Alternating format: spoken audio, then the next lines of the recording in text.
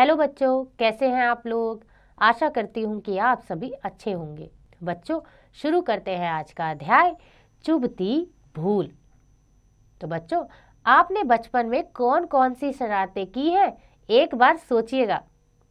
आइए आगे पढ़ते हैं। पाठ परिचय है।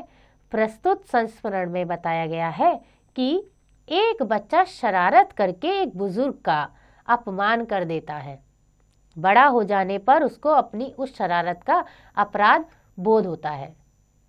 तो आइए जानते हैं कि कहानी क्या है। शुरू करते हैं कहानी, चुभती भूल। उन दिनों मेरी उम्र अधिक से अधिक 10 बरस की रही होगी। पिताजी पुलिस में थे।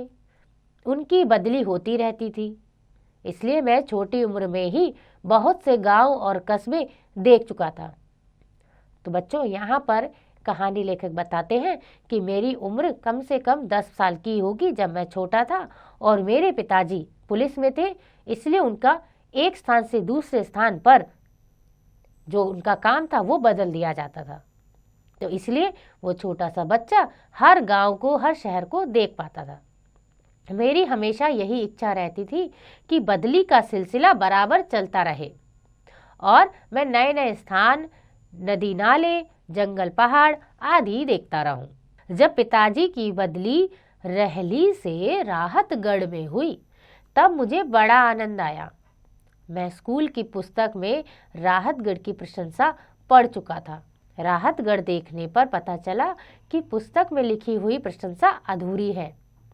राहतगढ़ उससे कहीं अधिक सुंदर है। राहतगढ़ में बीच बाजार में पुलिस थाने के ठीक सामने चौरास्ते के बीचों बीच एक चबूतरा बना हुआ था। चौरास्ते मतलब चारों तरफ से रास्ता और उसके बीच एक चबूतरा। उसके आसपास एक हरा भरा खूब लंबा चौड़ा पीपल का पेड़ खड़ा था। मैं अक्सर उस चबूतरे पर जाकर बैठता और घंटों अपने साथियों के साथ खेलता कूदता था। ऐसा जो लेखक लिख रहे हैं वो बता रहे हैं। जब सूरज डूबते को होता और ठंडी ठंडी हवा बहने लगती, तब एक बूढ़ा अपनी कमर झुकाए लाठी टेकते हुए धीरे धीरे चलकर आता और उसी चबूतरे पर बैठता। वह बड़ी देर तक अपनी तस्बीह के दाने गिनता रहता और जब सूरज पहाड़ों की ओट में छिप जाता तब रुमाल बिछाकर नमाज पढ़ता।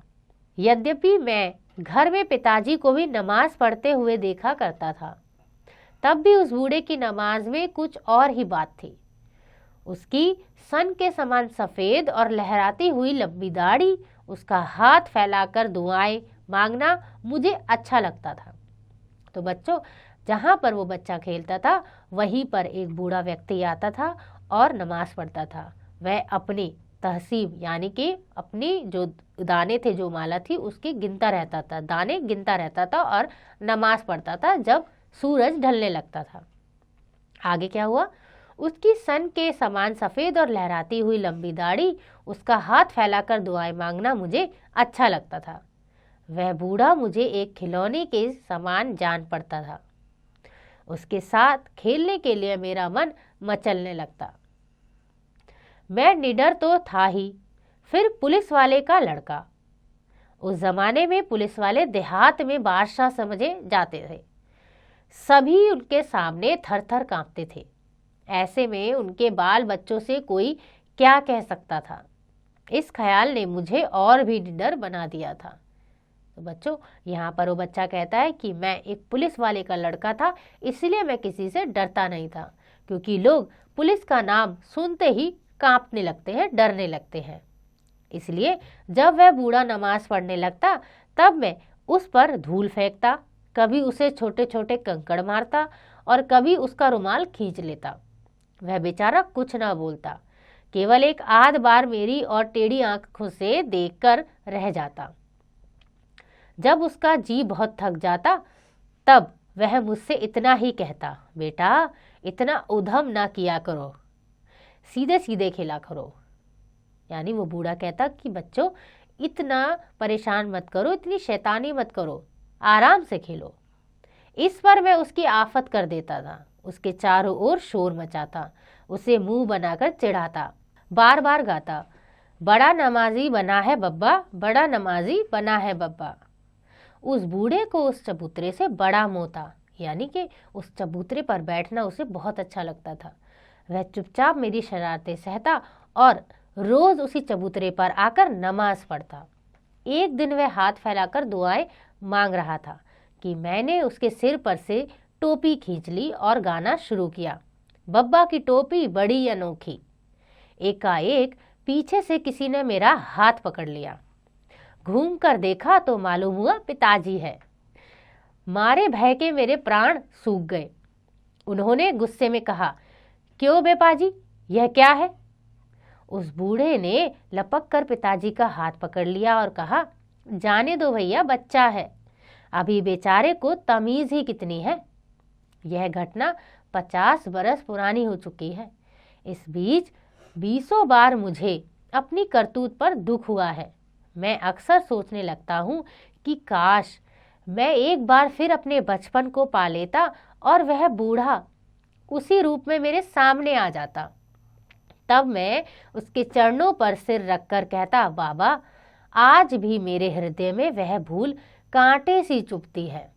यानी कि वो बच्चा कहता है कि जो शरारत वो उस वक्त करता था, आज वो उसे लगता है कि उसने क्यों की है।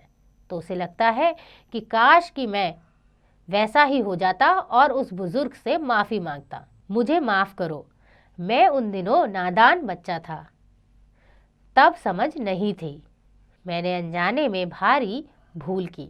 तो ऐसा बच्चा सोचता है कि काश वह टाइम, वह समय वापस आ जाता जब मैं इतना शरारती बच्चा था और मैंने उस बुजुर्ग को इतना परेशान किया। काश मैं उनके आगे हाथ जोड़कर माफ़ी मांग लेता।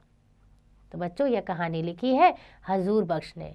उन्होंने अपने बारे में बताया कि उन्होंने कितनी बड़ी गलती की, कितनी बड़ी भूल की, जिसकी माफ़ी वो उन व्यक्ति के सामने नहीं मांग सकते।